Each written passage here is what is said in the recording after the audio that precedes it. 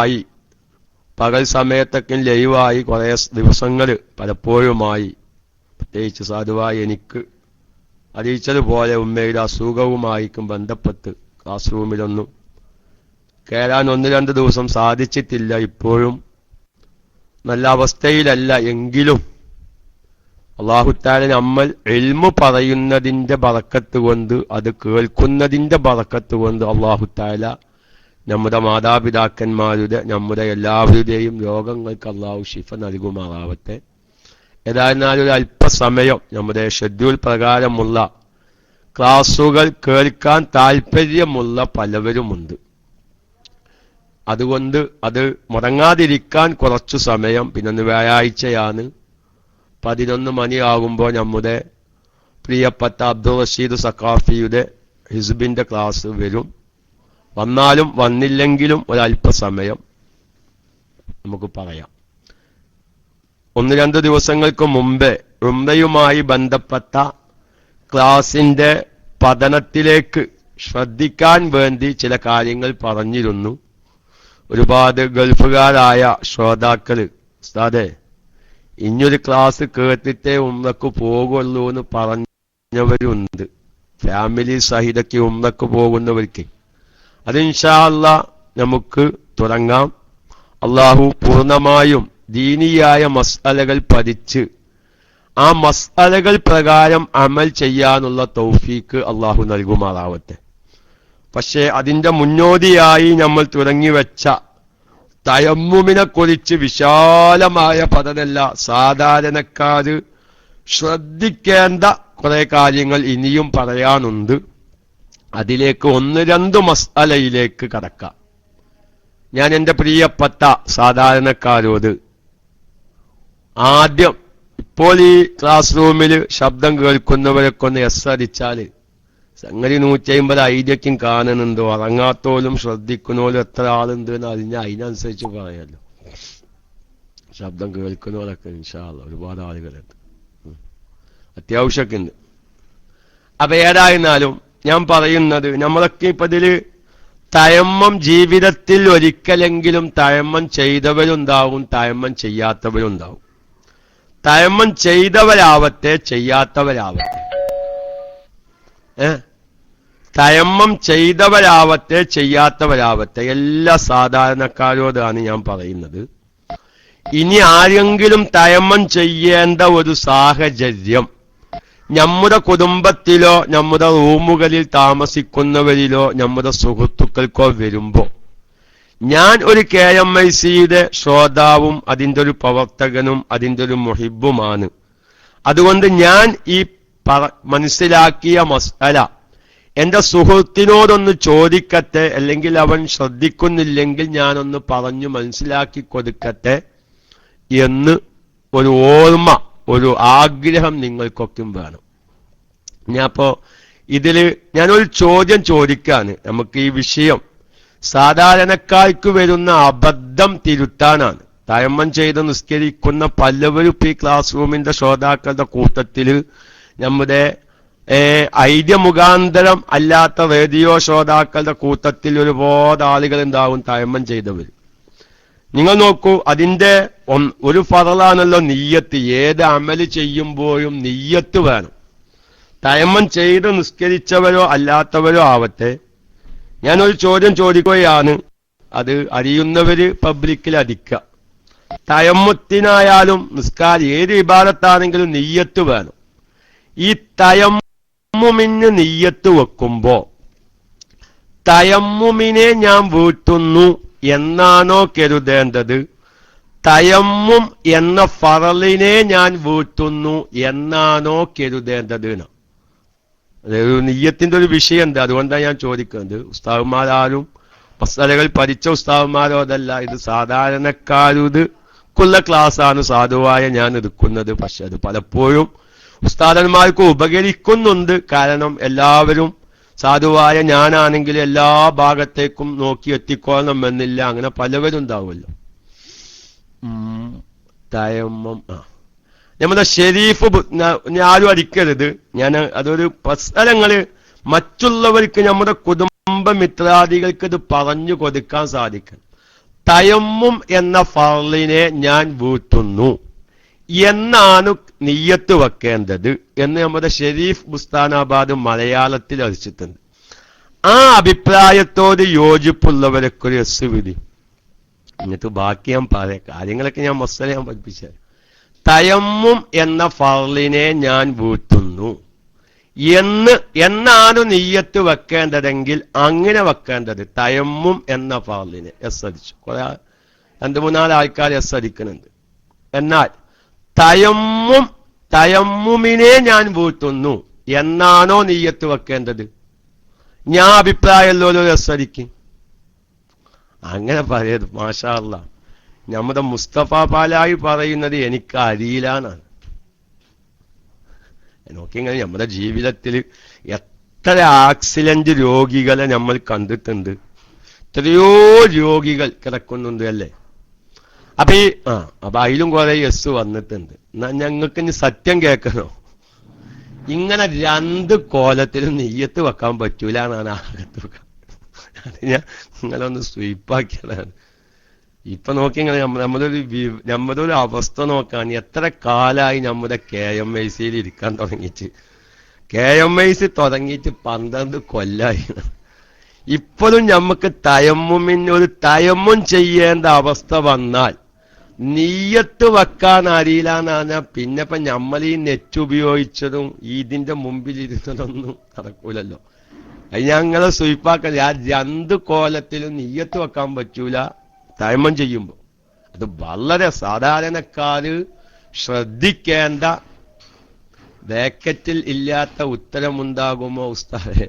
തയമ്മം ചെയ്യാതില്ലല്ലോ, അതുകൊണ്ട് അതൊരു കാര്യമാണ്. ഇപ്പൊ നമ്മളെ ഷെരീഫ് ഉസ്താനാബാദിക്ക് ചിലപ്പോ എന്താണ് അവങ്ങളാരും ഞാൻ എപ്പോഴും ഈ ഷെരീഫ് എന്നുള്ളത് പെട്ടെന്ന് വർത്താനത്തിൽ ഷെരീഫാന്ന് വന്നു പോകുന്നുണ്ട്. എന്താ ഷെരീഫ് പൊരുത്തപ്പെട്ടാണ്. ഷെരീഫ് പറയുന്നത് എന്താ? തയമ്മം ചെയ്യാതില്ല. അവരൊരു വിഷയം എന്ത്? നമ്മുടെ എത്രയോ സുഹൃത്തുക്കൾ, നമ്മുടെ കുടുംബമിത്രാദികൾ തയമ്മം ചെയ്തു നിസ്കരിക്കേണ്ട എത്ര രോഗികളെ നമ്മൾ സന്ദർശിച്ചിട്ടുണ്ട്. അപ്പൊ അതിന്റെ അർത്ഥം എന്താ? ഇന്ന് വരെ ആ രോഗിക്ക് ഒരു മസ്അല പറഞ്ഞു കൊടുക്കാൻ നമ്മളെ കൊണ്ട് സാധിച്ചിട്ടില്ല എന്നുള്ളതാ വലിയ വിഷയ.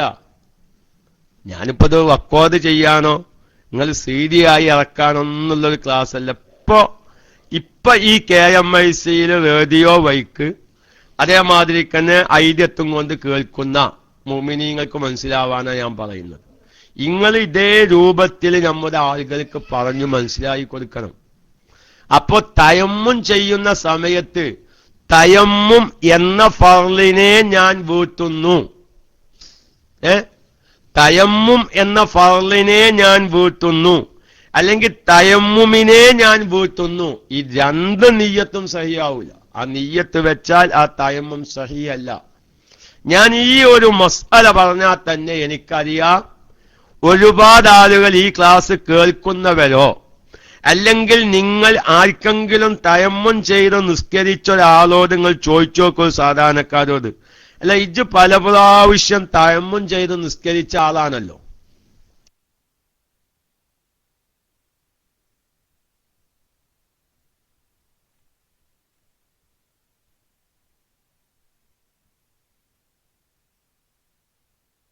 നിയ്യത്ത് തയമ്മുമായാലും ഏത് ഫറളിലും പല സാധാരണക്കാർക്കും വരുന്ന ഒരു അബദ്ധങ്ങളിൽ പെട്ടൊരു ഭാഗമാണ് നിയ്യത്ത്.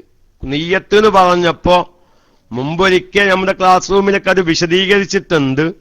കേൾക്കാത്ത ആരെങ്കിലും ഉണ്ടെങ്കിൽ സാന്ദർഭികമായി. ഇന്ന് ഈ നിത്യാശുദ്ധിക്കാർ അധികരിച്ചു വരുന്ന കാലഘട്ടമാണ്. നിത്യാശുദ്ധിക്കാർ മൂത്രമൊറ്റുന്നവരും ബ്ലീഡിങ് രോഗികളും കീശ്വാസം പോകുന്നവരും അങ്ങനെ ഈ നിത്യാശുദ്ധിക്കാര് വല്ലാതെ അധികരിച്ച അത്തരം രോഗങ്ങളുള്ള പലവരും. അതോടൊപ്പം അവരൊക്കെയും ഫർള് നിസ്കാരത്തിലൊക്കെ പ്രത്യേകം ശ്രദ്ധിക്കുന്ന ആളുകൾ. നോക്കിങ്ങള്, ഞാൻ പല സ്ഥലങ്ങളിലും നിത്യാശുദ്ധിക്കാരുടെ നിയ്യത്തിന്റെ കൂട്ടം പറഞ്ഞപ്പോ പലവരും പറഞ്ഞൊരു കാര്യമാണ് ശ്രദ്ധിക്കാത്തൊരു വിഷയം. ഇപ്പൊ സാധാരണ നമ്മൾ ഒലൊക്കെ ഉണ്ടാക്കുന്ന സമയത്ത് നമ്മളിങ്ങനെ ഒരു ശീലം ഉണ്ടാവും, ചെറിയ അശുദ്ധിയെ ഉയർത്തലിനെ ഞാൻ കരുതി. അതും തയമ്മുമിൽ പറ്റൂല എന്നാണ്. തയമ്മും ചെയ്യുന്ന നേരത്തെ അശുദ്ധിയിൽ നിന്ന് ശുദ്ധിയാക്കലിനെ ഞാൻ കരുതി, അല്ലെങ്കിൽ ചെറിയ അശുദ്ധിയിൽ നിന്ന് ശുദ്ധിയാക്കലിനെ ഞാൻ കരുതി, വലിയ അശുദ്ധിയിൽ നിന്ന് ശുദ്ധിയാക്കലിനെ ഞാൻ കരുതി. ഇതൊന്നും തയമ്മുമിന്റെ നീയത്തിൽ പറ്റില്ല. തയമ്മുമിന്റെ നീയത്തിൽ ഇപ്പൊ ഞാൻ ഒറ്റരിക്കൽ ഒരു മസ്അല പറയാം. ഫർളായ നിസ്കാരത്തെ ഹലാലാക്കലിനെ ഞാൻ കരുതി എന്നാണ് നീയത്ത് വെക്കേണ്ടത്. പിന്നെ അങ്ങനെ ഇനിയിപ്പോ ഒരാൾ എന്ത് ചെയ്തു, ളുഹർ എന്ന ഫർള് നിസ്കാരത്തെ ഹലാലാക്കുവാൻ വേണ്ടി ഞാൻ കരുതി എന്ന് നീയത്ത് വെച്ചുകൊണ്ട് പിന്നെ ആ തയമ്മും കൊണ്ട് അസർ നിസ്കരിക്കാൻ പറ്റുമോ പോലത്തെ ചർച്ചകളൊക്കെ വരുന്നുണ്ട്. അതൊക്കെ പിന്നെ അതിന്റെ വിശാലമായ പഠനങ്ങളാണ്. പക്ഷെ പൊതുവിൽ എല്ലാവരും തയമ്മുമിൽ ശ്രദ്ധിക്കേണ്ട, സാധാരണക്കാർ പ്രത്യേകം ശ്രദ്ധിക്കാത്ത ചില ഭാഗങ്ങളിലേക്ക് മാത്രമാണ് ഞാൻ സൂചന നൽകുന്നത്.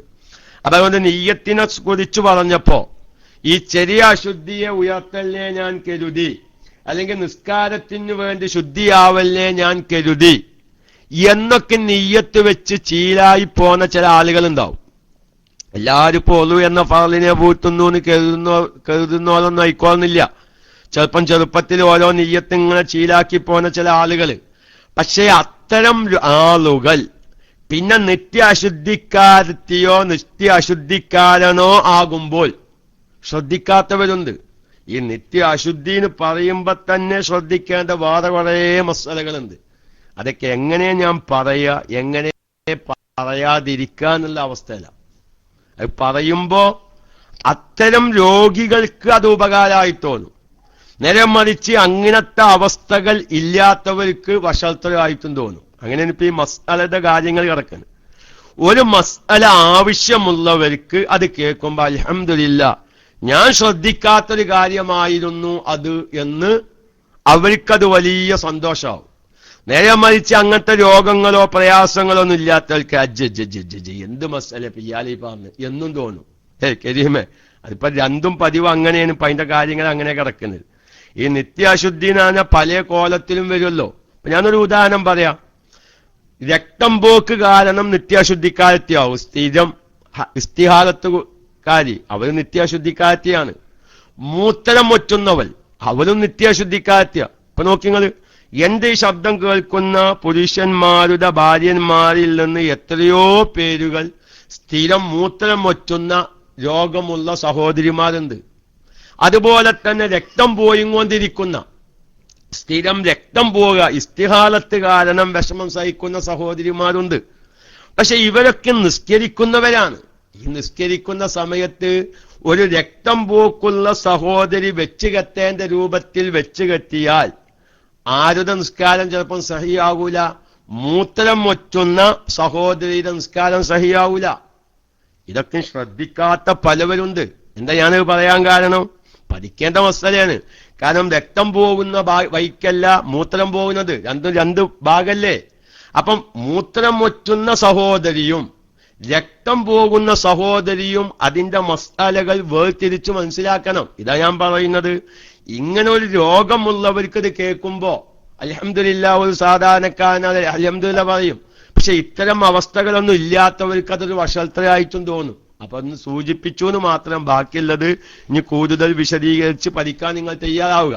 അപ്പൊ ഈ നിത്യ അശുദ്ധിക്കാരത്തികൾ, അതുപോലെ തന്നെ നിത്യ അശുദ്ധിക്കാരൻ പോലോത്ത പല രോഗങ്ങളും ഉള്ളവരുണ്ട്. സ്ഥിരം മൂത്രം ഒറ്റുന്നവർ, അതുപോലെ തന്നെ സ്ഥിരം കീശ്വാസം പോകുന്നവർ, അതുപോലത്തെ രക്തം പോകുന്ന സഹോദരിമാർ.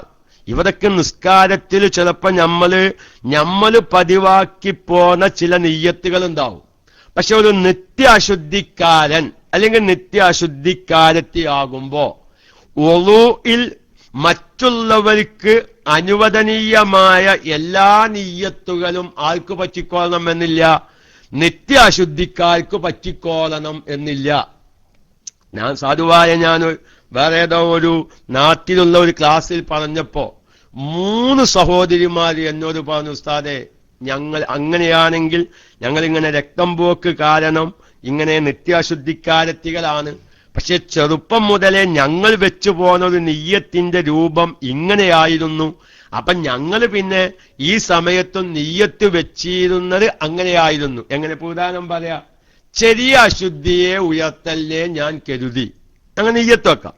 ഒരു കുഴപ്പമില്ല. ഇപ്പൊ സാധാരണ നിത്യാശുദ്ധിയൊന്നും ഇല്ലാത്തൊരു വ്യക്തിയാണെങ്കിൽ ഒളു ചെയ്യുമ്പോ ചെറിയ അശുദ്ധിയെ ഉയർത്തല്ലേ ഞാൻ കരുതി എന്ന് നീയത്ത് വെച്ചാൽ ഒരു കുഴപ്പമില്ല. പക്ഷെ ഇങ്ങനെ നിത്യാശുദ്ധിക്കാരനായ ഒരു വ്യക്തി അല്ലെങ്കിൽ നിത്യാശുദ്ധിക്കാരത്തിയായ ഒരു വ്യക്തി ഇങ്ങനെ നീയത്ത് വെച്ചാൽ അവന്റെ ഒളു സഹിയല്ല. നമ്മള് സാധാരണക്കാരൊന്നും ശ്രദ്ധിക്കാത്ത ചില ഭാഗങ്ങളാ.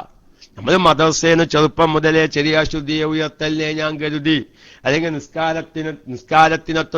നിസ്കാരത്തിനു വേണ്ടി ശുദ്ധിയാവല്ലേ ഞാൻ കരുതി, ഇങ്ങളൊക്കെ നീയത്ത് വെച്ച് ചീലാക്കി പോന്നവർ അവർ ഭാവിയിൽ ഒരു നിത്യാശുദ്ധിക്കാരനാകുമ്പോൾ അല്ലെങ്കിൽ നിത്യാശുദ്ധിക്കാരത്തിയാകുമ്പോൾ അവരിങ്ങനെ നെയ്യത്തോളുകൊണ്ട് നെയ്യത്തോല് ചെറുപ്പം മുതൽ അങ്ങനെയാണ് വെച്ചു പോരുന്നത്, അല്ലെങ്കിൽ അങ്ങനെയാണ് അവർ പഠിച്ചത്. അവരങ്ങനെ നെയ്യത്ത് വെക്കും. കാരണം എന്താ, ഒരു നിത്യാശുദ്ധിക്കാരൻ ഒളു ചെയ്യുമ്പോ വാസ്തവത്തിൽ അവൻ അശുദ്ധി ഉയരുന്നില്ല. എന്തേ കാരണം, അവനിൽ നിന്ന് മൂത്രങ്ങൾ ഒറ്റിക്കൊണ്ടേയിരിക്കുന്നുണ്ട്. പിന്നെ അവനൊരു അഫുവാണ്, അവനൊരു വിഡിതിയാണത്. കഴിവിന്റെ പരമാവധി മൂത്രം തടുക്കൽ, മൂത്രം പോരലിന് അല്ലെങ്കിൽ കാറ്റ് പോലോത്തത് പോരലിന് തടുക്കാനുള്ള മാർഗം ഉപയോഗിച്ച് നിസ്കരിക്കാൻ അവനെ സംബന്ധിച്ച് ഒരു അഫുവാണുള്ളത്. അല്ലാതെ വാസ്തവത്തിൽ അവൻ ഒളു ചെയ്യുമ്പോ മൂത്രം ഒച്ചുകൊണ്ടിരിക്കുന്നവന്റെ അശുദ്ധി ഉയരുന്നില്ല. അപ്പൊ അതുകൊണ്ട് ഒരു നിത്യാശുദ്ധിക്കാരനെ സംബന്ധിച്ച് ചെറിയ അശുദ്ധിയെ ഉയർത്തല്ലേ ഞാൻ കരുതി, അതുപോലെ തന്നെ നിസ്കാരത്തിന് വേണ്ടി ശുദ്ധിയാവല്ലേ ഞാൻ കരുതി, അതുപോലെ തന്നെ അശുദ്ധിയത്വത്ത് ശുദ്ധിയാവല്ലേ ഞാൻ കരുതി പോലോത്ത നിയ്യത്ത് ഒളൂഇന്റെ നിയ്യത്തിൽ 8 രൂപങ്ങളിൽ നിയ്യത്ത് വെക്കാനാണ്. ഒളൂഇന്റെ നിയ്യത്തിൽ 8 രൂപത്തിൽ നിയ്യത്ത് വെക്കാം. ഒളൂഇനെ ഞാൻ കരുതി, ഒളൂഇനെ വീട്ടല്ലേ ഞാൻ കരുതി, ഒളു എന്ന ഫർളിനെ വീട്ടല്ലേ ഞാൻ കരുതി, നിസ്കാരത്തെ ഹലാലാക്കലിനെ ഞാൻ കരുതി, നിസ്കാരത്തിനു വേണ്ടി ശുദ്ധിയാവല്ലേ ഞാൻ കരുതി, അശുദ്ധിയത്വത്ത് ശുദ്ധിയാവല്ലേ ഞാൻ കരുതി, ചെറിയ അശുദ്ധിയെ ഉയർത്തല്ലേ ഞാൻ കരുതി. ഇങ്ങനെ ഈ കോലങ്ങളിലൊക്കെയും സാധാരണ ഒളൂഇന് നിയ്യത്ത് വെക്കുമ്പോ നിയ്യത്ത് വെക്കാം. പക്ഷെ അത് ആർക്ക് പറ്റില്ല. ഈ എല്ലാ നിയ്യത്തുകളും നിത്യാശുദ്ധിക്കാരത്തിയായ സ്ത്രീക്ക് അല്ലെങ്കിൽ നിത്യാശുദ്ധിക്കാരനായ പുരുഷന്മാർക്ക് അങ്ങനെ നിയ്യത്ത് വെക്കാൻ പറ്റൂല. എല്ലാ നിയ്യത്തും പറ്റൂല. അപ്പൊ അവരെ സംബന്ധിച്ച് നിസ്കാരത്തിന് വേണ്ടി ശുദ്ധിയാവല്ല്, അല്ലെങ്കിൽ അശുദ്ധിയത്വത്ത് ശുദ്ധിയാവല്ല്, അല്ലെങ്കിൽ ചെറിയ അശുദ്ധിയെ ഉയർത്തല്ല് പോലോത്ത നിയ്യത്തുകൾ ആർക്ക് പറ്റില്ല? നിത്യാശുദ്ധിക്കാർക്ക് പറ്റില്ല. അതൊക്കെ നമ്മുടെ കുടുംബത്തിലോ നമ്മുടെ ഭാര്യക്കോ ബന്ധപ്പെട്ടവർക്കൊക്കെയും അങ്ങനത്തെ രോഗങ്ങളെ കൊണ്ട് അതിന്റെ നിയമങ്ങൾ പാലിച്ച് നിസ്കരിക്കുന്ന സഹോദരിമാരൊക്കെ ഉണ്ടെങ്കിൽ അവർക്കത് പറഞ്ഞു പ്രത്യേകം മനസ്സിലാക്കി കൊടുക്കണം. അതല്ലെങ്കിൽ നമ്മളാ കുറ്റക്കാര്. ഭാര്യ ബ്ലീഡിങ് രോഗിയാണ്, അവര് നിസ്കരിക്കുന്നുണ്ട്, ഇസ്തിഹാലത്തുകാരി നിസ്കരിക്കേണ്ട രൂപത്തിലൊക്കെ നിസ്കരിക്കുന്നുണ്ട് എന്ന് നമുക്കറിയാം. പക്ഷെ നമ്മൾ ചോദിക്കണം, ഇതെങ്ങനെ നിയ്യത്ത് വെക്കുന്നു? ചിലപ്പോ ഒരു മദ്രസേന്ന് ചെറുപ്പം മുതലേ നിസ്കാരത്തിന് വേണ്ടി ശുദ്ധിയാവല്ലേ ഞാൻ കരുതിനോ, അല്ലെങ്കിൽ ചെറിയ അശുദ്ധിയെ ഉയർത്തല്ലേ ഞാൻ കരുതിനൊക്കെ നിയ്യത്ത് വെച്ചതായിരിക്കും. എന്തുവാണ് നമ്മൾ ചോദിച്ചാലപ്പോ എന്താണ് കുഴപ്പം? ചോദിക്കുമ്പോ അല്ലെങ്കിൽ പറയുമ്പോഴാണ് തകരാറ് മനസ്സിലാവുക. ഇപ്പൊ ഒരാൾ അയച്ചു തയമ്മും എന്ന ഫർളിനെ വീട്ടല്ലേ ഞാൻ കരുതി എന്നാ നിയ്യത്ത് വെക്കേണ്ടത്. ആ വ്യക്തിക്കൊരു തയമ്മം ചെയ്തു നിസ്കരിക്കേണ്ട ഒരു അവസ്ഥ വന്നു എന്ന് വെക്കുക. അല്ലെ ഷെരീഫെ? അല്ലെ ഷെരീഫെ? ഞാൻ ഷെരീഫിനെ ഇതാക്കല്ല. ഷെരീഫിന് അങ്ങനെ ഒരു തയമ്മം ചെയ്ത് നിസ്കരിക്കേണ്ട ഒരു അവസ്ഥ വന്നു, അല്ലെങ്കിൽ ഷെരീഫിന്റെ കുടുംബത്തിൽ ഒരാൾക്ക് ഷെരീഫിനൊരു മസ്അല പറഞ്ഞു കൊടുക്കേണ്ടി വന്നാൽ ഷെരീഫ് എന്ത് പറയും? തയമ്മും എന്ന ഫർളിനെ വീട്ടല്ലേ കരുതി നിയ്യത്ത് വെച്ചാലിനാല് അല്ലേ? അപ്പൊ നമ്മൾ ഓരോന്നിങ്ങനെ പറയുമ്പോഴാണ് നമ്മുടെ ജീവിതത്തിൽ അത് ആവശ്യമായിട്ടില്ലെങ്കിൽ, ഇനി ആവശ്യമാകുമ്പോഴെങ്കിലും അല്ലെങ്കിൽ ആവശ്യമാവുന്നവർക്ക് പറഞ്ഞു കൊടുക്കുമ്പോഴെങ്കിലും അത് പറഞ്ഞ് മനസ്സിലാക്കി കൊടുക്കാൻ സാധിക്കും. അതുകൊണ്ട് എന്റെ പ്രിയപ്പെട്ട സുഹൃത്തുക്കള്, ഏത് ഫിഖ്ഹിയായ മസ്അലകളാണെങ്കിലും അത് പഠിക്കാനുള്ളൊരു താല്പര്യം അത് ആർക്കെങ്കിലും ഉപകരിക്കാതിരിക്കില്ല. ഇപ്പൊ നമ്മളെ കൂറ്റമ്പാറ ഉസ്താദിന്റെ ഒരു ഞാൻ നേരിട്ട് കേട്ടത്, ഒരു സീരിയൽ കേട്ടതാണ്. കൂറ്റമ്പാറ ഉസ്താദ് പറഞ്ഞൊരു സംഭവം. കൂറ്റമ്പാറ ഉസ്താദ് ചെറുപ്പത്തിൽ കിതാബ് ഓതി പഠിച്ച കാലത്ത് ചിലപ്പോ നമ്മളെ ക്ലാസ് റൂമിലൊക്കെ എപ്പോഴെങ്കിലൊക്കെ റെക്കോർഡ് വെക്കുമ്പോ കേട്ടവരൊക്കെ ഉണ്ടായേക്കാം. ഈ ഹജ്ജിന്റെ ഉംറന്റെക്ക് മസല പഠിപ്പിക്കുമ്പോ ഉസ്താദ് ഭാഗത്തല് അതൊന്നും ഇപ്പൊ നിക്ക് കഴിവില്ല, ഞാനിപ്പോ അതിനൊന്നും ഇപ്പൊ ഇങ്ങനെ പരിച്ചുണ്ടാക്കിയിട്ട് എന്താ കാര്യം? വേറെ ഏതെങ്കിലും ഒരു മയ്യത്തുകാലത്തിന്റെ വച്ച മസലക്കാലം എന്തായിരിക്കുക പഠിക്കുക. ഞാനിപ്പോ ഈ ഹജ്ജിന്റെ ഉംറന്റൊന്നും മസല പഠിച്ചിട്ട് എന്താ കാര്യം? നിക്കത് പോകാൻ കഴിവില്ലല്ലോ. പക്ഷെ കൂറ്റമ്പാട് ഉസ്താദ് പറഞ്ഞത് 30ാമത്തെ പ്രാവശ്യത്തെ 30 പ്രാവശ്യത്തെ ഉംറക്കും ഹജ്ജിനായി ഉസ്താദ് മക്കയിലും മദീനയിലും പോയി. അപ്പൊ അത് ഞാൻ പറയുന്നത് എന്താ, അയ്യോ നമുക്കൊരു പാത, ഒരു വിഷയം പഠിക്കാൻ അവസരം കിട്ടുമ്പോ നമ്മൾ പഠിക്കണം. ചിലപ്പോ ഇപ്പൊ നമുക്ക് ആവശ്യം ഉണ്ടാവൂല. ഇപ്പൊ ഞാൻ വീടിന്റെ പ്ലാൻ വരഞ്ഞു കൊടുക്കുമ്പോ ഞാൻ പലോരോടും പറയും ഒരു കാർ പോസ്റ്റ് ഉണ്ടായിക്കോട്ടോ, അത് നല്ലതാണ്, അത് വേണ്ട ഉസ്താദെ, ഒരു ബൈക്ക് വാങ്ങാൻ കായില്ലാത്ത ഞാനിപ്പോ ഒരു കാർ പോസ്റ്റ് ഉണ്ടാക്കിയിട്ട് എന്താ കാര്യം എന്ന്. പക്ഷെ അതൊക്കെ 2 കൊല്ലം 3 കൊല്ലം കഴിഞ്ഞവർ പറയും അന്ന് ഉസ്താദ് പറഞ്ഞൊരു കാർ പോസ്റ്റ് ഉണ്ടാക്കാണ്, അന്നത് വേണ്ടാന്ന് തോന്നി. ഇപ്പൊ അൽഹംദുലില്ലാ നമുക്കൊരു കാറൊക്കെ വാങ്ങാൻ കാശുണ്ടായി, ഇപ്പൊ അതൊരു വിഷമായി. നമ്മുടെ ഡോക്ടർ ഹുസൈൻ സഖാഫി ചൊല്ലിക്കോൽ അവരുകളൊക്കെ അതിൽ അനുഭവസ്ഥത. അദ്ദേഹം തന്നെ ഒരിക്കൽ പറഞ്ഞതായി ഞാൻ ഓർക്കുന്നു. അദ്ദേഹം വീട് നിർമ്മിക്കുമ്പോ ഭാര്യ പറഞ്ഞത്ര ഒരു കാർ പോസ്റ്റ് ഉണ്ടാക്കുകയാണ്. അപ്പൊ മൂപ്പര് പറഞ്ഞു, കാരണം ഇപ്പൊ അന്നത്തെ അവസ്ഥ അതാണ്. ഇന്നിപ്പോ ഡോക്ടർ ഹുസൈൻ സഖാഫി ചൊല്ലിക്കോൽ അല്ലാഹു ആഫിയത്തുള്ള ആയുസ് നൽകട്ടെ, എത്ര വാഹന വീടിന്റെ അമ്മത്ത് വന്നിരിക്കുന്നത്. അപ്പൊ നമുക്ക് ഇപ്പോൾ ആവശ്യമില്ലെങ്കിലും പിന്നീടൊരാവശ്യം വരും. അതാണ് കാരണവന്മാർക്കൊരു ചൊല്ലുന്നത്, എപ്പ എറിയുമ്പോഴും ഒരു മുഴം മുന്നോട്ടെറിയണമെന്ന്. അതൊരു ചൊല്ല, ഒരു മുഴം മുന്നോട്ടെറിയ. ഇപ്പൊരാവശ്യം ഉണ്ടാവൂല, പക്ഷെ നമുക്ക് ആവശ്യം വന്നേക്കാം, അല്ലെങ്കിൽ ആവശ്യമുള്ളവർക്ക് പറഞ്ഞു മനസ്സിലാക്കി കൊടുത്തേക്കാം.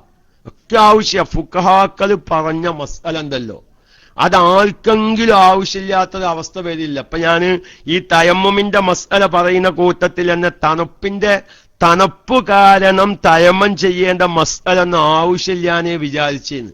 സുബ്ഹാനല്ലാഹ്, അപ്പൊ മിഞ്ഞാനത്തെ പത്രത്തിൽ സിറാജിലുണ്ട്, ഡൽഹി ഭാഗത്തൊക്കെ തണുപ്പ് കൂടിയ കാരണം 190 ട്രെയിനാണ് മുടക്കിയത്.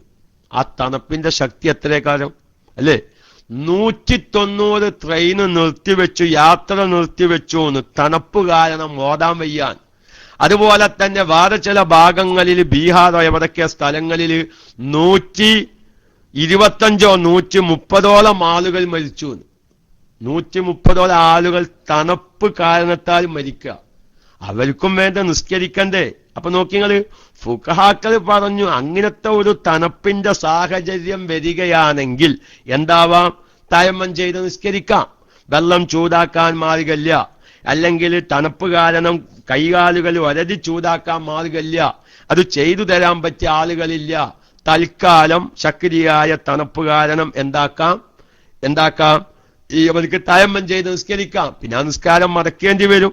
പക്ഷെ തയമ്മുമിന്റെ ഒക്കെ മസല പറയുമ്പോ അങ്ങനെ തണുപ്പ് കാരണം തയമ്മം ചെയ്ത് നിസ്കരിക്കേണ്ടി വരുമോ എന്ന് ചിന്തിച്ചിരുന്ന കാലഘട്ടം മാറി. കാരണം ലോകത്തിന്റെ വിവിധങ്ങളായ ഭാഗങ്ങളിൽ കാലാവസ്ഥക്ക് വ്യതിയാനം സംഭവിച്ചുകൊണ്ടിരിക്കുകയാണ്, ശക്തിയായ തണുപ്പും കാലനും. അപ്പൊ ഓരോ മസല ഏതിനൊരാൾ, ഞാൻ ഇപ്പൊ അടുത്ത് കിതാബിലേക്കും കാണാം, ഫിഖിന്റെ കിതാബിലൊക്കെ ഒരു ബൈറ്റ് കാണാം.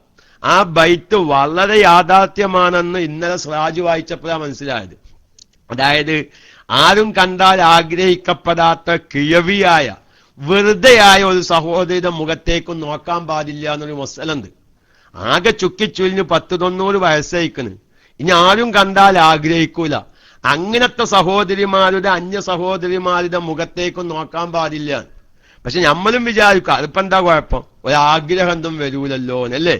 ഇന്നലത്തെ സിറാജിൽ ഒരു റിപ്പോർട്ട് നിങ്ങളൊക്കെ വായിച്ചാണാവോ, 90 വയസ്സായ മന്ദബുദ്ധിയായ ഒരു സഹോദരിയെ 65 വയസ്സായ ഒരു പുരുഷൻ അവന്റെ ലൈംഗിക വികാരം തീർക്കാൻ ഒരുങ്ങിയ ഒരു സംഭവം. അത് ആ ഫിഖിന്റെ കിതാബിലൊക്കെ ആ മസല പറഞ്ഞേത്ത ഒരു ബൈറ്റ് പറഞ്ഞത് എങ്ങനെയാണെന്ന് അറിയുമോ, ഏത് വീണുപോയ സാധനം പെറുക്കിയെടുക്കാൻ ഒരാളുണ്ടാവുന്നതാണ്.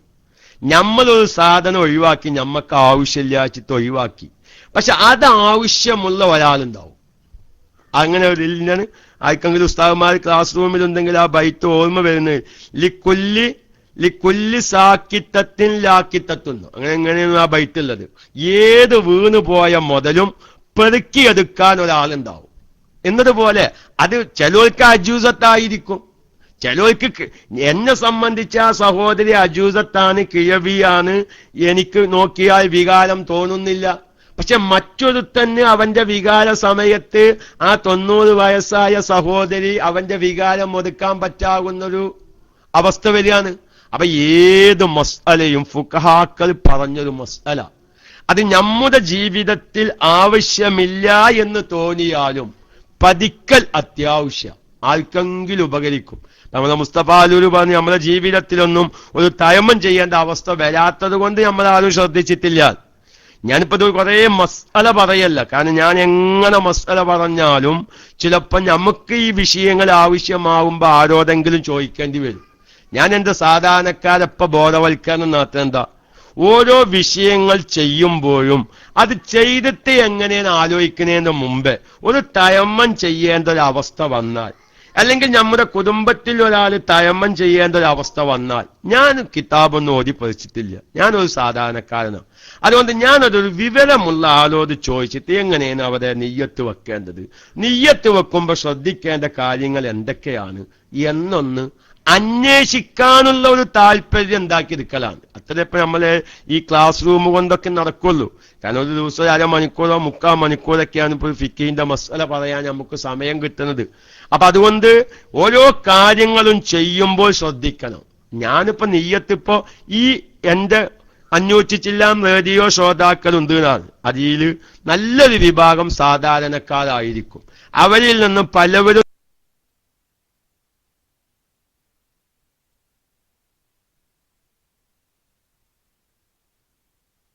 കാരണം, അല്ലെങ്കിൽ ഇന്ന് ഞാൻ KMICയുടെ ശ്രോതാവായ കാരണം എന്തായി, എനിക്ക് തയമ്മും ചെയ്യുന്ന സമയത്ത് എങ്ങനെയാണ് നിയ്യത്ത് വെക്കേണ്ടത് അതും ഒരാൾക്ക് ധൈര്യമായി പറഞ്ഞ് മനസ്സിലാക്കി കൊടുക്കാനായിനെങ്കിലും ഉപകാരം കിട്ടുമല്ലോ. അപ്പൊ അതുകൊണ്ട് നിയ്യത്തിന്റെ കാര്യം എല്ലാവരും ശ്രദ്ധിക്കണം. ഇനി നിയ്യത്തിന്റെ കാര്യത്തിൽ ഒന്നുകൂടി പറയട്ടെ, എത്ര ആളെ പടക്കം ശ്രദ്ധിക്കണം. 3 സമയത്ത് നിയ്യത്ത് കൽബിൽ വേണമെന്ന തയമ്മം ചെയ്യുമ്പോ, ഒളുഇന്റെ മാതിരിക്കല്ല, ഒളുഇന്റെ മാതിരിയല്ല. അതേപോലെ തയമ്മുമിന്റെ കാര്യത്തില് സാധാരണക്കാർ ഒരുപാട് ശ്രദ്ധിക്കാനുണ്ട്. ഇന്ന് സാധാരണക്കാരു ശ്രദ്ധിക്കാതെ പോയ മസ്അലകളിൽപ്പെട്ട ഒരു പ്രധാനപ്പെട്ട മസ്അലയാണ് എന്ത് തയമ്മുമിന്റെ മസ്അല. എന്നാൽ മിക്ക ആളുകൾക്കും ആവശ്യമുള്ള മസ്അലയാണ്, അല്ലേ? ഇപ്പൊ ക്ലാസ് റൂമിലുള്ള ശ്രോതാക്കൾ സാധാരണക്കാരോട് ഞാൻ ചോദിക്കുന്നു, ഇന്ന് ഏത് വ്യക്തികൾക്കും ആവശ്യമായി വരുന്ന ഒരു മസ്അലയായി മാറിയിട്ടുണ്ട് തയമ്മും. കാരണം ആക്സിഡന്റും രോഗവും അപകടവും വെച്ചുകെട്ടലും ബാൻഡേജും അങ്ങനെ 100 പ്രശ്നങ്ങളാണെന്ന് നമ്മുടെ സമൂഹത്തിൽ.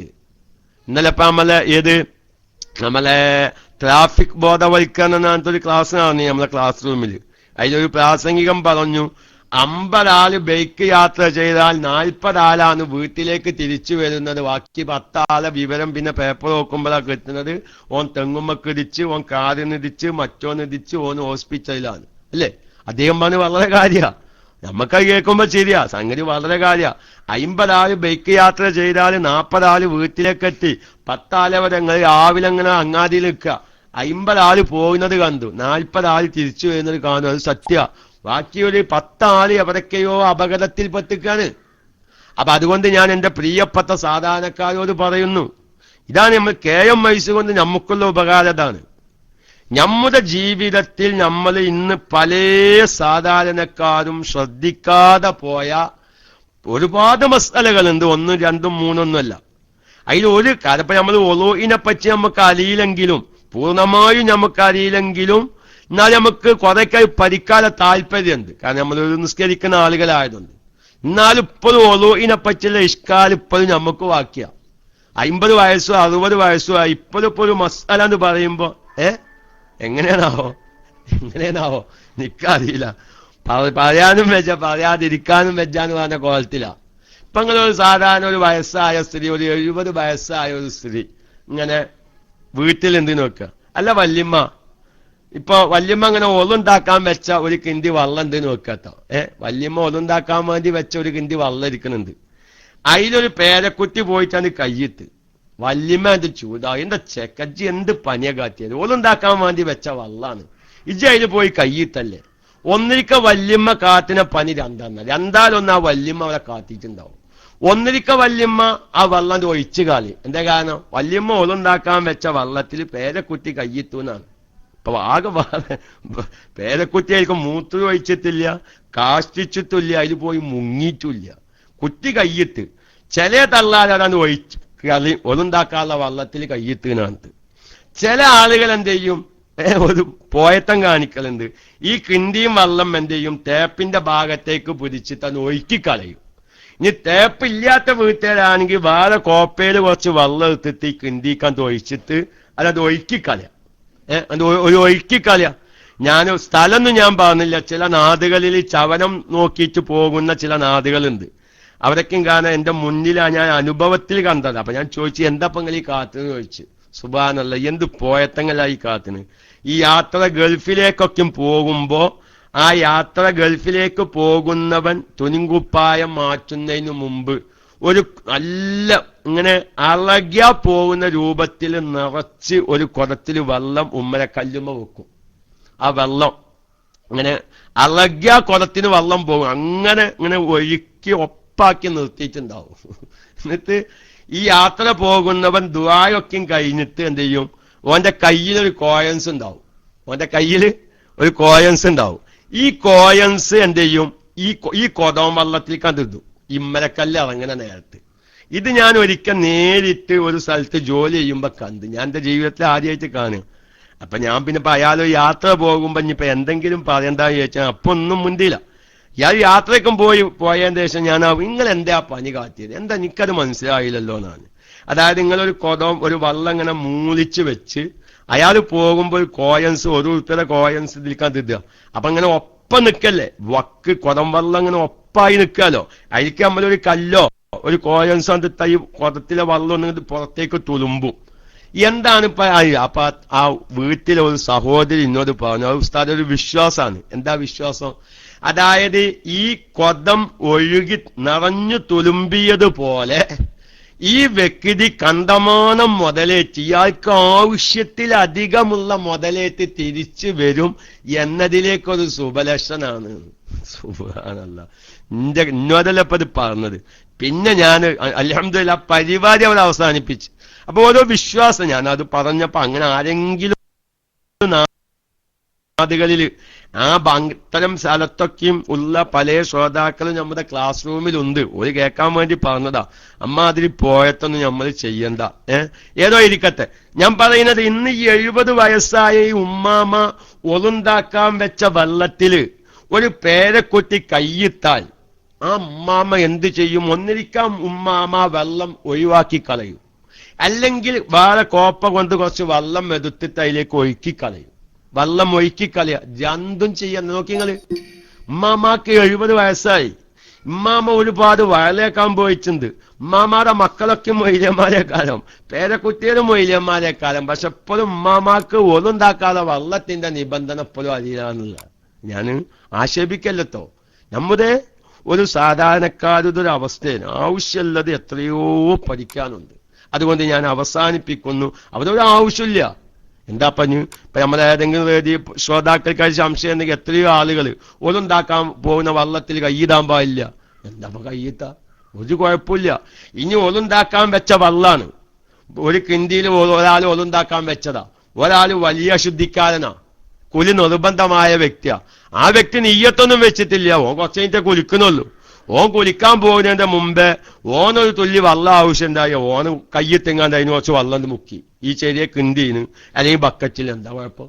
പക്ഷെ നമ്മൾ ഇന്നും നല്ലൊരു വിഭാഗം സാധാരണക്കാര് ഓൻ കുലി നിർബന്ധമായ ആളേന് ഓൻ കയ്യിട്ട വെള്ളത്തിൽ ഞാൻ വെള്ളം കൊണ്ട് കുലിക്കാൻ പാടില്ല, ആ വെള്ളം കൊണ്ട് ഒതുണ്ടാക്കാൻ പാടില്ല എന്ന് മനസ്സിലാക്കിയവരാണ് പലവരും. അതിപ്പോ നമ്മളൊരു ക്ലാസ്സിലൊക്കെ ഇങ്ങനെ മുമ്പിലിരിക്കുന്ന ആൾക്കാരോടൊക്കെ ഇങ്ങനെ ചോദിച്ചോക്കുണ്ട്, ഇനി അതേ ചോദ്യണ്ടാക്കാൻ പറ്റുമോ, കുലിക്കാൻ പറ്റുമോ എന്ന് ചോദിച്ചാല് 90% സാധാരണക്കാരും പറയും അത് പറ്റൂല, കുലി നിർബന്ധമായ ആൾക്കാർ കയ്യിത്ത വെള്ളം കൊണ്ട് എങ്ങനെ ഇനി ഒതുണ്ടാക്കാൻ പറ്റുമോ എന്ന് ചോദിച്ചു. അപ്പൊ നമ്മൾ പഠിക്കേണ്ടത് ഇതൊക്കെ നമ്മൾ പഠിക്കാതെ ഇരുന്നാൽ നമ്മൾ എവിടുന്നാണ് ഇതൊക്കെ ആവശ്യമാണ്. കാരണം ഒരു കിണ്ടി വെള്ളത്തിന് വേണ്ടി കിലോമീറ്ററുകളോളം നടക്കുന്ന ഒരു കാലഘട്ടത്തിലേക്ക് കേരളത്തിന്റെ ഭാഗങ്ങളും പ്രത്യേകിച്ച് ബാംഗ്ലൂർ, തമിഴ്നാട് പോലത്തെ സ്ഥലങ്ങളിലൊക്കെ നമ്മുടെ റേഡിയോ ശ്രോതാക്കളൊക്കെയും പലപ്പോഴും എന്നോട് പറഞ്ഞതാണ്. എത്രയോ ആളുകൾ ഈ മസലെന്നറിയാതെ അങ്ങനെയൊക്കെ വെള്ളം ഒഴിവാക്കുന്ന ഒരുപാട് ആളുകളുണ്ട്. അപ്പൊ ഞാൻ പറയുന്നത് ഒളുവൊക്കെ നമ്മൾ കുറെ ശ്രദ്ധിക്കലുണ്ട്. പക്ഷെ ഇന്ന് സർവ്വസാധാരണ ഒരു ദിവസം നമ്മുടെ നാട്ടിൽ എത്ര ആക്സിഡന്റ് നടക്കുന്നുണ്ട്, എത്ര ആളുകളെ ഹോസ്പിറ്റലിൽ കൊണ്ടുപോയിട്ട് കയ്യും കാലും കെട്ടുന്നുണ്ട്, പ്ലാസ്റ്റർ ഇടുന്നുണ്ട്, ബാൻഡേജ് ചുറ്റുന്നുണ്ട്, അതുപോലെ തന്നെ ഹോസ്പിറ്റലിൽ ഓപ്പറേഷൻ ചെയ്ത് കിടത്തിയിട്ടുണ്ട്. അപ്പൊ ഇന്ന് നമ്മുടെ നാട്ടിൽ ഒരു 10 ആളെങ്കിലും ഒരു തയമ്മുമിന്റെ മസ്അലയിലേക്ക് ആവശ്യമായ 10 പേരെങ്കിലും നമ്മുടെ ഓരോ യൂണിറ്റിലുണ്ട്. പക്ഷെ ആ യൂണിറ്റിൽ നിന്ന് ഒരു തയമ്മും ആവശ്യമായ വ്യക്തിക്കാവശ്യമായ ഒരു നിയ്യത്തിന്റെ രൂപം ധൈര്യമായി പറഞ്ഞു കൊടുക്കാൻ ഇന്ന് നമ്മളിൽ ഒരാള് ഇല്ലാതെയായി പോകുന്നുണ്ട്. അതുകൊണ്ട് ഞാൻ കൂടുതൽ മസ്അലകളിലേക്ക് കടക്കുകയല്ല.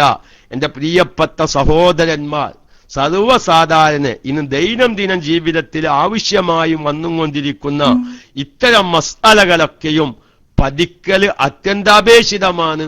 അത് പഠിച്ച് മറ്റുള്ളവർക്ക് അത് പറഞ്ഞു മനസ്സിലാക്കി കൊടുക്കുക എന്നൊരു കടമയുണ്ട്. ആ കടമ നമ്മളൊക്കെയും നിറവേറ്റണം. അതാണ് നമ്മുടെ ദീനീ പ്രവർത്തനം. അങ്ങനെ നമ്മുടെ സംഘടനാ പ്രവർത്തനം ജനങ്ങൾക്ക് ഭൗതികമായ വിഷയങ്ങളൊക്കെയും ചെയ്തു കൊടുക്കുന്നത് പോലെ അവർ അപകടത്തിൽപ്പെട്ട വ്യക്തിയെ ഒരു ഹോസ്പിറ്റലിലേക്ക് എത്തിക്കുന്നതിനോടുകൂടെ ആ ഹോസ്പിറ്റലിൽ എത്തിയാൽ അവൻ ശ്രദ്ധിക്കേണ്ട ഇസ്ലാമിക വശങ്ങളും പറഞ്ഞു മനസ്സിലാക്കി കൊടുക്കാൻ നമുക്ക് സാധിക്കണം. അപ്പൊ നിയ്യത്തിന്റെ കാര്യത്തിൽ ശ്രദ്ധിക്കുക. ഇഞ്ഞോ ഈ നിയ്യത്ത് വുളൂ ചെയ്യുമ്പോ നമ്മൾ വെള്ളം മുക്കിയെടുക്കുമ്പോ നിയ്യത്ത് വേണ്ടല്ലോ. അപ്പൊ നമ്മൾ ഒളുണ്ടാക്കാൻ വേണ്ടി ഹൗലിൽ നിന്ന് വെള്ളം മുക്കിയെടുക്കുക, അപ്പോഴൊന്നും നിയ്യത്തൊന്നും വേണ്ട. ഈ വെള്ളം മുക്കിയെടുത്ത് മുഖത്തിന്റെ ആദ്യ ഭാഗം കൈകളിനോട് നിയ്യത്ത് അന്വയിപ്പിച്ചാൽ മതി. അതല്ലേ വുളൂഇന്റെ നിബന്ധന. കേൾക്കണില്ലേ? ഇത് പറ്റുന്നില്ല എന്നാവോ? പറ്റിയാലും ശരി, പറ്റിയില്ലെങ്കിലും ശരി, ഞാൻ കുറച്ചും പാടെ പറയും. അങ്ങനെയാണ് നിബന്ധന. അല്ല, നമുക്ക് എല്ലാവർക്കും അറിയുന്ന ഒരു മസലയാണ്. ഒളുണ്ടാക്കുന്ന സമയത്ത് ഹൗലിൽ നിന്ന് അല്ലെങ്കിൽ ടേപ്പിൽ നിന്ന് അല്ലെങ്കിൽ കിണ്ടി പോലോത്തതിൽ നിന്ന് വെള്ളം എടുത്ത് മുഖം കഴുകുമ്പോൾ നിയ്യത്ത് വെച്ചാൽ മതി. എന്നാൽ തയമ്മുമിന്റെ അവിടെ അങ്ങനെയല്ല. തയമ്മുമിന്റെ അവിടെ തൊഹിഫ പോലോത്ത ഫിഖിന്റെ ഗ്രന്ഥങ്ങൾ നോക്കിയാൽ 3 സമയത്ത് നിയ്യത്ത് വേണം. ഒന്ന് മണ്ണ് അടിച്ചെടുക്കുമ്പോ നിയ്യത്ത് വേണം. മണ്ണ് നമ്മൾ തയമ്മം ചെയ്യാൻ വേണ്ടി നിലത്തോ മേശപ്പുറത്തോ അല്ലെങ്കിൽ വെച്ച പലകയിലോ മണ്ണിങ്ങനെ വിരിച്ചു വെച്ചിട്ടുണ്ടാവുമല്ലോ, പരത്തിയിട്ടുണ്ടാവും അല്ലെ. ആ മണ്ണ് അടിച്ചെടുക്കുമ്പോ ഒരു നിയ്യത്ത് വേണം, നിയ്യത്ത് കൽബിൽ വേണം. ഇനി നമ്മൾ ആ മണ്ണിങ്ങത്തെ അടിച്ചെടുത്ത് നമ്മുടെ മുഖത്തിലേക്ക് ആ മണ്ണ് എത്തുന്നതിന്റെ മുമ്പ് ഒരു സമയം ഉണ്ടല്ലോ. അതായത് ആ സമയം മുഖത്തിലേക്ക് എത്തുന്നതിന്റെയും അടിച്ചെടുത്തതിന്റെയും ഇടയിൽ ഒരു സമയമുണ്ട്. ആ സമയത്തും ഈ നിയ്യത്ത് കൽബിൽ വേണം. പിന്നെ ഈ മണ്ണ് കൊണ്ട് മുഖം തടയുന്ന ആദ്യ ഭാഗത്തോടും ഈ നിയ്യത്ത് വേണം. ഈ 3 സമയത്തും നിയ്യത്തിനെ തൊട്ട് കൽബ് തയമ്മും ചെയ്യുന്ന അവസരത്തിൽ അശ്രദ്ധമാവാൻ പാടില്ല.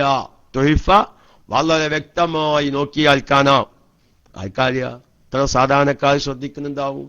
എന്റെ ശ്രോതാക്കളുടെ കൂട്ടത്തിൽ തയമ്മം ചെയ്തവര്, അല്ലെങ്കിൽ ഇപ്പോൾ തയമ്മം ചെയ്ത് നിസ്കരിക്കുന്ന ആരെങ്കിലും ഉണ്ടെങ്കിൽ, അല്ലെങ്കിൽ തയമ്മം ചെയ്ത് നിസ്കരിച്ചവരുണ്ടെങ്കിൽ വളരെയധികം ശ്രദ്ധിക്കേണ്ട.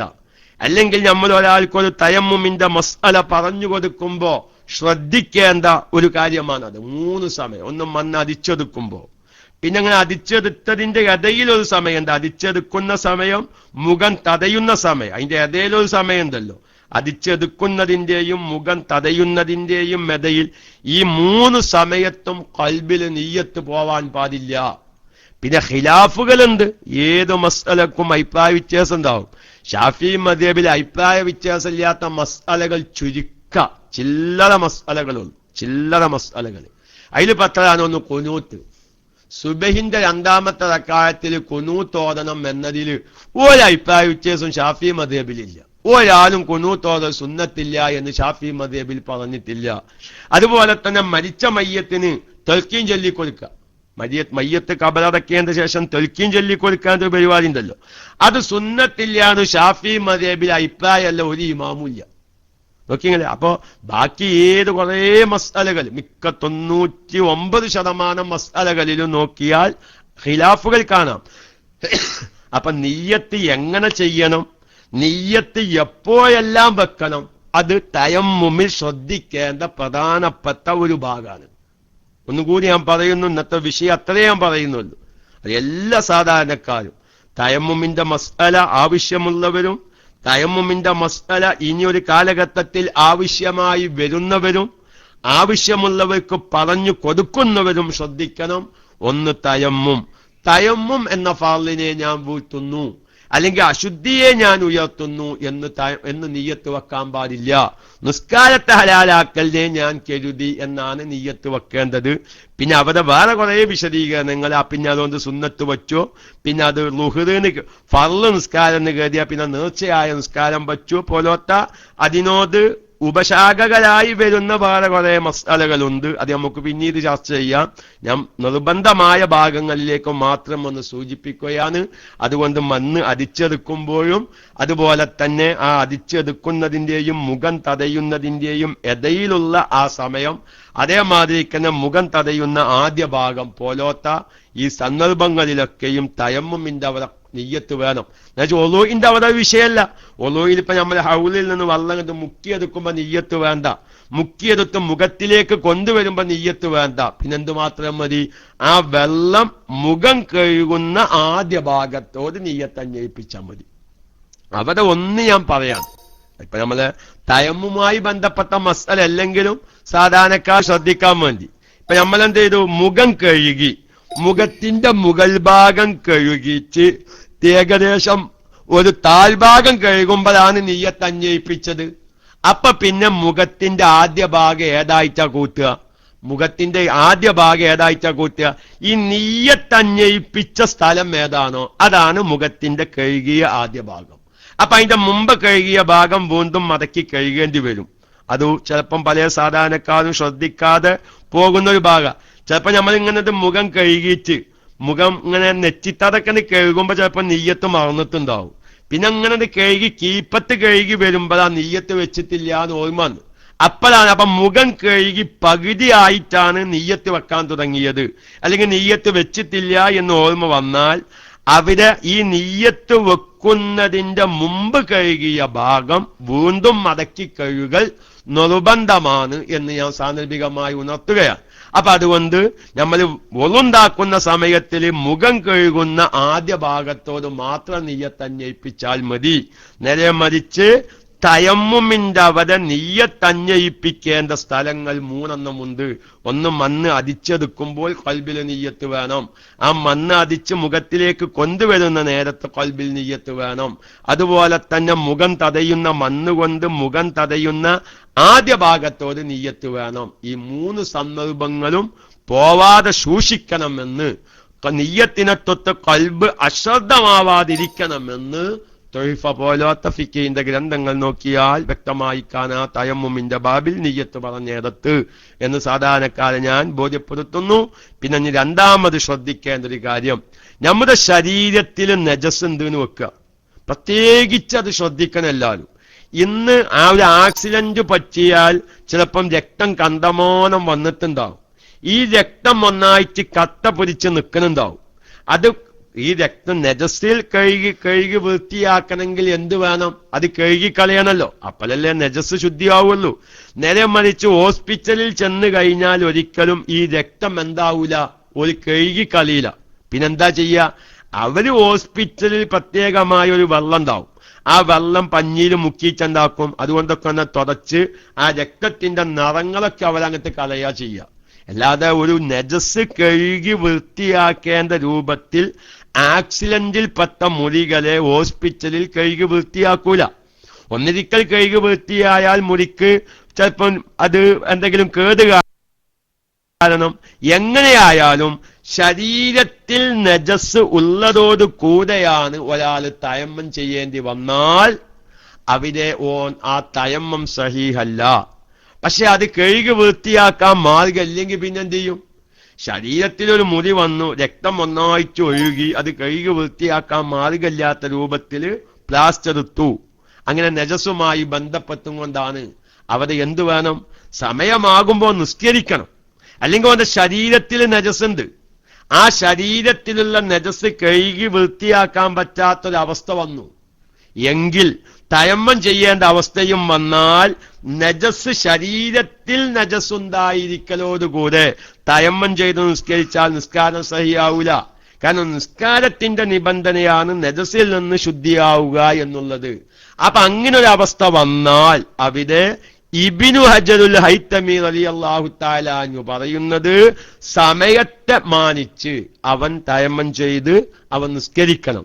പക്ഷേ അവന്റെ ശരീരത്തിൽ നജസുണ്ടായതുകൊണ്ട് ഈ നിസ്സാനായ റംലി ഇമാമിനെ പോലത്തവർ പറയുന്നത് അവൻ നിസ്കരിക്കണം, പക്ഷെ തയമ്മും ചെയ്യേണ്ട ആവശ്യമില്ല.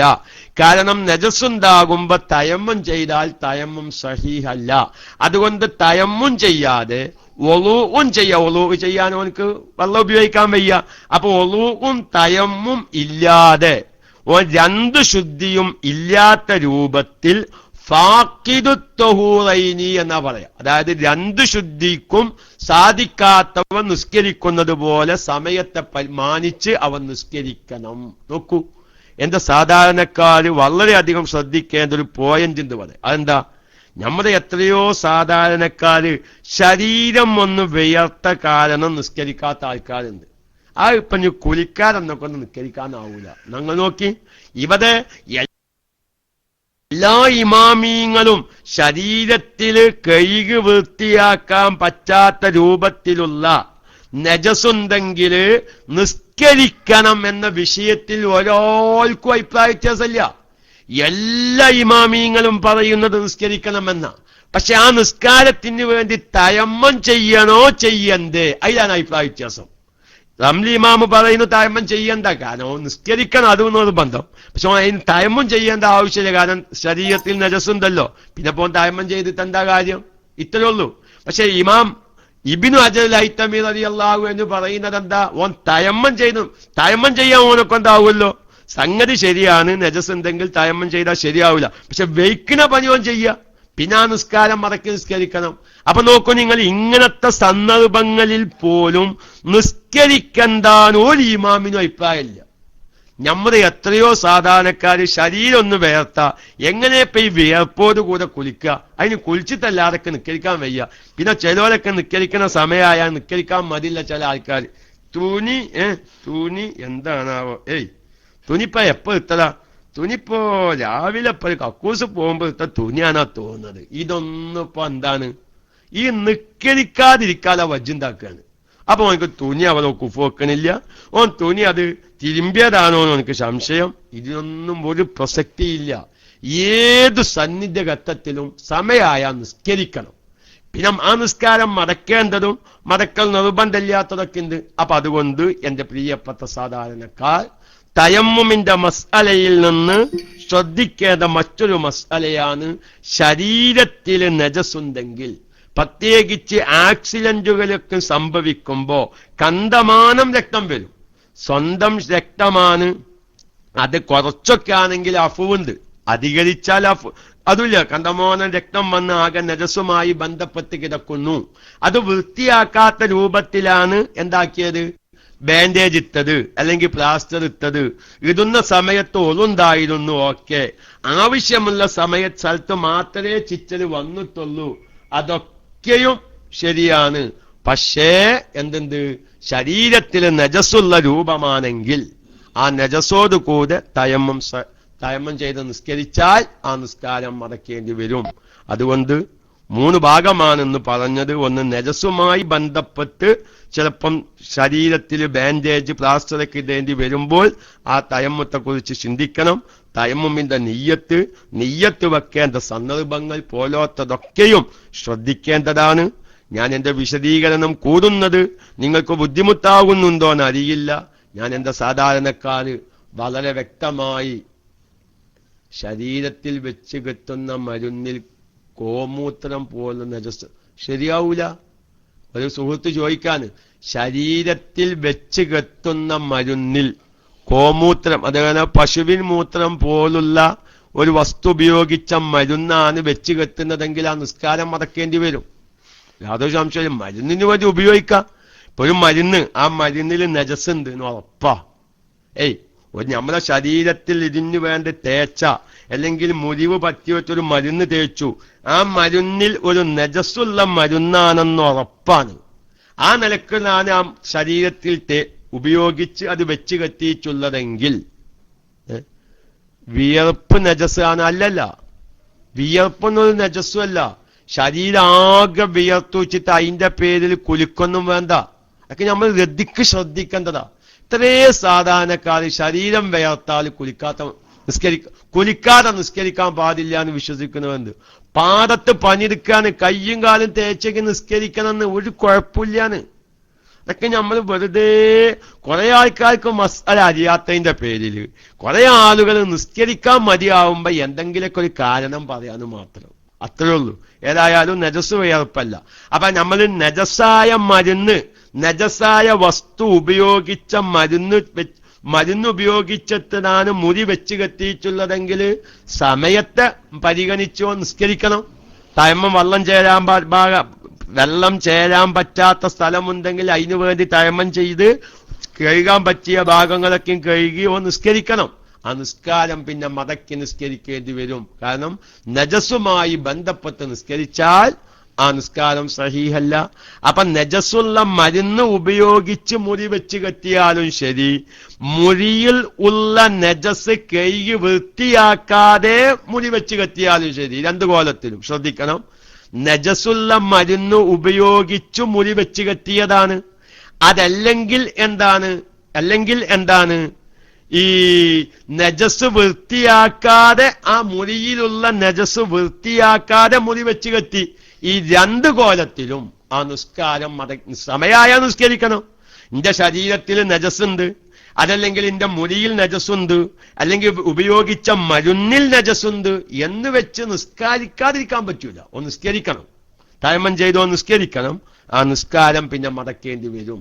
അതും സാധാരണക്കാര് ഇന്നത്തെ കാലഘട്ടത്തിൽ ആക്സിഡന്റിൽ സംഭവിക്കുമ്പോൾ പലപ്പോഴും ശരീരത്തിലും നജസ് പുരണ്ട അവസ്ഥയിലാണ് വെച്ചുകെട്ടൽ സംഭവിക്കുന്നത്. ആ നിസ്കാരം പിന്നീട് മടക്കി നിസ്കരിക്കേണ്ടി വരും എന്ന കാര്യം ഉണർത്തി മറ്റൊരു വഴിക്ക് പോവാനുണ്ടായത് കൊണ്ടും വീട്ടിലെ ഒന്ന് രണ്ട് പ്രശ്നങ്ങൾ കാരണം നാം പിന്നെ മാനസികമായിട്ട് ഒരു റാഹത്ത് കിട്ടുന്നില്ല. കാരണം ഇത് രോഗവും കാര്യങ്ങളൊക്കെ ആയി ഒരു മാനസികമായി പ്രയാസമല്ല, അള്ളാഹുവിന്റെ വിധിയാണ്. എങ്കിലും അവനവന്റെ ഉമ്മാര് സുഖമില്ലാതെ കിടക്കുമ്പോൾ സ്വാഭാവികമായും മനസ്സിൽ കൊതുണ്ടാവുമല്ലോ. പ്രത്യേകിച്ച് എന്റെയൊക്കെ ഒരു അവസ്ഥ, ഞാൻ എവിടെ ക്ലാസ്സിന് പോകുമ്പോഴും ആ ഒരു അവസ്ഥ തന്നെ അത് മാറി. ഇന്നലെ നമ്മുടെ അബുസുനൂന്റെ നാട്ടില് ക്ലാസ്സാണ്. ഇന്ന് വരെ ഞാൻ ക്ലാസ്സിന് പോകുമ്പോ അമ്മ ഞാൻ ക്ലാസ്സിന് പോവുകയാണ്, ഞാൻ അത്ര മണിയാവുമ്പോഴേക്ക് തിരിച്ചു വരും എന്ന് പറഞ്ഞിട്ടാ ഞാൻ എന്റെ വീട്ടിൽ എങ്ങോട്ട് പോകുമ്പോഴും, വളാഞ്ചേരിക്ക് പോവുകയാണെങ്കിലും ഉമ്മാനോടൊന്ന് പറയും എന്റെ ബൈക്കാണ് ഞാൻ എപ്പ വരും എന്ന് പറഞ്ഞാ പോവാൻ. പക്ഷെ ആ ഒരു അവസ്ഥയ്ക്ക് മാറി പോകുന്ന സമയത്ത് ഒരു ഓർമ്മയും ഇല്ലാതെ കിടക്കുമ്പോ അതിന്റെ ഒരു വിഷമം അല്ലാഹു തആല ഖൈർ എന്താണെങ്കിൽ വിധിക്കുമാറാവട്ടെ. പിന്നെ നമ്മുടെ KMIC 2-3 ദിവസമായി മൈക്ക് എടുത്തിട്ട് ഇത്തരം മസാലകളൊക്കെ പഠിക്കാൻ താല്പര്യമുള്ള ഒരുപാട് ശ്രോതാക്കളുണ്ട്. അപ്പൊ അവരൊക്കെ പരിഗണിച്ചൊന്ന് മൈക്കയിൽ വന്നതാണ്. അല്ലാഹു തആല നമ്മുടെ ഈ KMIC നമ്മുടെ ജീവിതത്തിലേക്കും നമ്മുടെ കുടുംബമിത്രാദികളുടെ ജീവിതത്തിലേക്കും ആവശ്യമായ മസ്അലകളൊക്കെയും മനസ്സിലാക്കി ആവശ്യമുള്ളവർക്കടക്കം വ്യക്തമായി പറഞ്ഞു മനസ്സിലാക്കി കൊടുക്കാനുള്ള തൗഫീക്ക് അള്ളാഹു നൽകുമാറാവട്ടെ. ഇനിയും തയമ്മുമിന്റെ പ്രധാനപ്പെട്ട സാധാരണക്കാർ ശ്രദ്ധിക്കേണ്ട കുറച്ച് കാര്യങ്ങൾ കൂടി പറയാനുണ്ട്. അതിനുശേഷം എന്റെ റേഡിയോ ശ്രോതാക്കള് ഉംറയെക്കുറിച്ചുള്ള വിഷയം പറഞ്ഞപ്പോ ഒരുപാട് ആളുകൾ അത് ഒന്ന് വിശദമായി ഞങ്ങൾക്ക് പറഞ്ഞു മനസ്സിലാക്കി തരണം. ഗൾഫിൽ നിന്നൊക്കെയും പറ്റാവുന്ന ചിലപ്പോൾ ഞങ്ങൾ ഫാമിലി സഹിതങ്ങളൊക്കെയും ഒരു ഗ്രൂപ്പിലൊന്നും അല്ലാതെ ICF-ന്റെ RS-ന്റെയും കീഴിലൊന്നും അല്ലാതെ സ്വന്തക്കൊക്കെ ഉംറക്ക് പോകുന്നവരുണ്ട്. ഞങ്ങൾക്കൊക്കെ അത് വളരെ ഉപകരിക്കും എന്ന് പറഞ്ഞിട്ടുണ്ട്. ഇൻഷാ അല്ലാഹ് നമുക്ക് 1-2 ദിവസം കഴിഞ്ഞ്, ഇനിയിപ്പോ നാളെ വെള്ളിയാഴ്ചയാണ്, ശനിയാഴ്ച നമ്മുടെ നാട്ടിൽ ലോകത്തിന്റെ എല്ലാ ഭാഗത്തും റബീഉൽ അവ്വൽ 12. അപ്പൊ നമ്മൾ പകല് രാവിലെ മുതൽ രാത്രി വരെ മദ്രസയിൽ ഘോഷയാത്രയും കുട്ടികളുടെ പരിപാടിയും അതേമാതിരിക്ക് തന്നെ അന്നദാനവും ഒക്കെ നല്ല ഒരു സന്തോഷത്തിന്റെ ദിവസമായിരിക്കും. അപ്പൊ നമുക്ക് ശനിയാഴ്ച ഒന്നും ക്ലാസ് നടക്കൂല. ഏതായാലും ഒരു 1-2 ക്ലാസ്സും കൂടി തയമ്മുമിനെ കുറിച്ച് വിശാലമായി പഠിക്കാനുണ്ട്. പക്ഷെ അതൊന്നും ഇപ്പൊ സാധാരണക്കാർക്ക് ആവശ്യമില്ല. സാധാരണക്കാർ ഇപ്പൊ നിയ്യത്തിന്റെ കാര്യം ഞാൻ പറഞ്ഞപ്പോ ഒരുപാട് ആളുകൾ മനസ്സിൽ കരുതിയിട്ടുണ്ടാവും. അതാണ് തയമ്മുമിന് നിയ്യത്ത് വെക്കുമ്പോ ഇങ്ങനെ ശ്രദ്ധിക്കണമെന്ന് അറിയാത്ത പലവരും ഇത് മനസ്സിലാക്കിയിട്ടുണ്ടാകും. അതേമായി തന്നെ നജസുമായി ബന്ധപ്പെട്ട് മുറി വെച്ച് കെട്ടുന്നൊരവസ്ഥ ഇന്ന് വ്യാപകമായി ഹോസ്പിറ്റലിലൊക്കെ ഒരു കഴുകി വൃത്തിയാക്കി മുറി കെട്ടുന്നൊരവസ്ഥ ഇല്ല, ആരുമില്ല. നമ്മളതിന്റെ ആക്സിഡന്റ് വരും, പെട്ടെന്ന് റോത്തുമെന്ന് വാരി വലിച്ചാണ്ട് കൊണ്ടുപോകും, വേഗം കേഷ്യാലിറ്റി കൊണ്ടുപോകും, അവര് വന്ന് വേഗം അത് വെച്ച് കെട്ടും, അത്രയേ ഉള്ളൂ. അപ്പൊ അതുകൊണ്ട് സാധാരണക്കാര്, ഞാൻ അങ്ങനെയാണ്, എല്ലാവരും കേൾക്കുന്ന വായലിപ്പ നമ്മളിങ്ങനെ പറഞ്ഞിട്ട് കാര്യമില്ലല്ലോ. സാധാരണക്കാര് ശ്രദ്ധിക്കാത്ത വിഷയങ്ങളിലേക്കൊന്ന് ശ്രദ്ധ കൊണ്ടുവരിക. അപ്പൊ നമ്മൾക്ക് ഇനി എന്തെങ്കിലുമൊക്കെ നമ്മളെ കുടുംബത്തിലൊരു ഒരു അപകടം പറ്റുമ്പോ ഇങ്ങനൊക്കെ തയമ്മുമ്മിൽ കുറെ കാര്യങ്ങൾ ശ്രദ്ധിക്കാണ്ട് എന്ന ഒരു ചിന്ത ഉണ്ടാക്കിയെടുക്കുക, അത്രേ നടക്കുള്ളൂ. ഏത് മസല സാധാരണക്കാരോട് പറഞ്ഞാലും ആവശ്യമുള്ള സമയത്ത് അവർക്കതൊന്ന് ചോദിക്കാനുള്ള ഒരു താല്പര്യം. ഞങ്ങളൊരു മസല അന്ന് ഉസ്താദ് പറഞ്ഞിരുന്നു, അല്ലെങ്കിൽ KMIC പറഞ്ഞിരുന്നു, നിയ്യത്തിന്റെ വിഷയം ഞാൻ ഒന്നും കൂടി വിളിച്ചു ചോദിക്കട്ടെ എന്നൊരു ശ്രദ്ധ വന്നാൽ തന്നെ ഒരു ഇബാദത്ത് സഹിയാവാൻ അതൊരു കാരണമാകും. അത്രേ ഈ ക്ലാസ് കൊണ്ടൊക്കെ ഉദ്ദേശിക്കുന്നുള്ളൂ.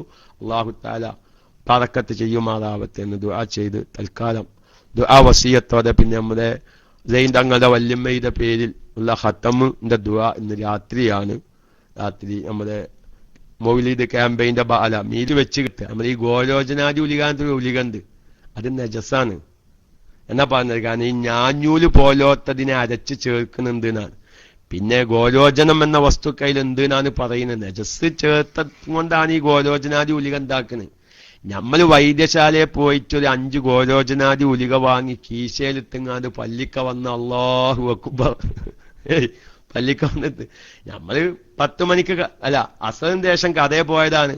അപ്പൊ കഥയ്ക്ക് അസറിന് ശേഷം കഥയെ പോകുമ്പോ വല്യമാനു മനെ ഈ വയസ്സായവർക്ക് നല്ലൊരു മരുന്നാണ് ഈ ഗോലോചനാദി ഉലിക. അവരുടെ ക്ഷീണം പോവാം, അമ്മക്കൊക്കെ ദിവസേന കൊടുത്തും കൊണ്ടിരിക്കുന്നുണ്ട്. ഈ ഗോലോചനാദി ഉലിക വയസ്സായവർക്ക് നല്ലൊരു മരുന്നാ. അപ്പൊ നമ്മളെ അസംസ്കാരം കഴിഞ്ഞ് റോത്ത് പോകുമ്പോ വല്യമ്മ പറഞ്ഞു, മോനെ ഇജ് വരുമ്പോൾ 5 ഗോലോചനാദി ഉലിക കൊണ്ടുവരുമെന്ന് പറഞ്ഞു. അപ്പൊ പേരക്കുട്ടി എന്ത് ചെയ്തു, അങ്ങാടിയിൽ വൈദ്യശാലയിൽ പോയി 5 ഗോലോചനാദി ഉലിക വാങ്ങി കീസയിലിട്ട് പോരാ നേരത്തെ ഇങ്ങനെ പല്ലിക്കന്ന് മരി വാങ്ങുകൊടുത്ത് ഓന് പല്ലിക്ക കയറി അല്ലാഹു അക്ബർ ഗോലോചനാദി ഉലിക കീസയെ കിടക്കുന്നുണ്ട്. കാലം ആരൊക്കെ കേൾക്കേണ്ടി വരും. കാരണം ഈ നജസ് കീസയിൽ ഇട്ടിട്ടാണ് ഈ നിസ്കരിച്ചിട്ടുള്ളത്. അപ്പൊ നമ്മളെ അങ്ങനെ നിസ്കരിക്കാൻ നിൽക്കുമ്പോ ഗോലോചനാദി ഉലിക പുറത്ത് വെക്കണമെന്ന്, അത് നജസാണെന്നാണ് പറയുന്നത്.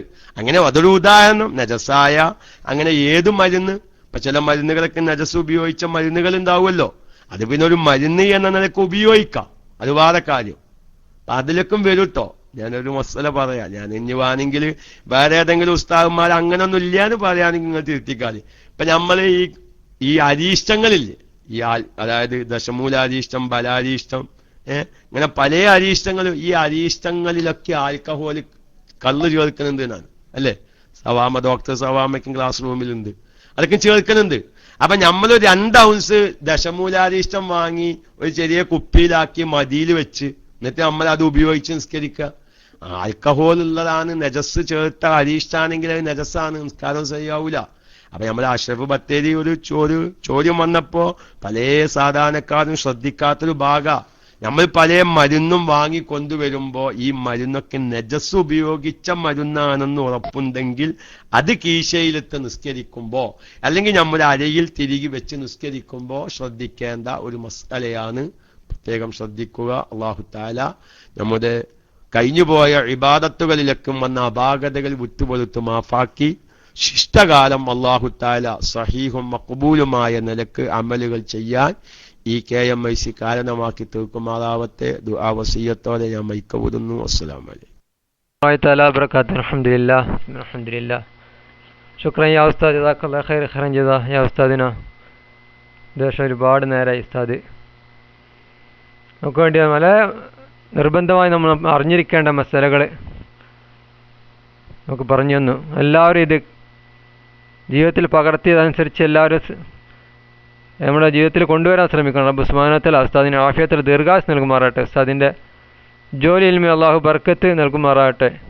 ഇൻഷാ അല്ലാഹ് ഉസ്താദിൻ്റെ പിന്നെ നമുക്കെല്ലാവർക്കും അറിയാം ഉസ്താദിൻ്റെ ഉമ്മ വളരെ സുഖമില്ലാതെ കിടക്കുകയാണ്. റബ്ബ് സുബ്ഹാനഹു വ തആല ഉസ്താദി പഠിച്ചിരുന്ന ഇൽമിൻ്റെ ബർക്കത്തുണ്ട്, മഹാമാര ബർക്കത്തുണ്ട്. ആ ഉമ്മയുടെ രോഗം അള്ളാഹു പരിപൂർണ്ണ ഷീഫ നൽകുമാറാകട്ടെ. ജീവിതമാണ് ഖൈറെങ്കിൽ ആഫിയത്തിൽ ദീർഘായുസ്സോടു കൂടി ഇനി ഒരുപാട് കാലം മക്കളോടൊപ്പം ജീവിക്കാൻ അവർക്ക് അള്ളാഹു തൗഫീക്ക് ചെയ്യുമാറാകട്ടെ. അതല്ല മരണമാണ് ഖൈറെങ്കിൽ ഈമാനോട് കൂടി റബ്ബ് സുബ്ഹാനഹു വ തആല മരിപ്പിക്കുമാറാകട്ടെ എന്ന് ദുആ ചെയ്യാണ്. ഇൻഷാ അല്ലാഹ് ലത്തീഫ് ലൈവ് ഉണ്ടോ?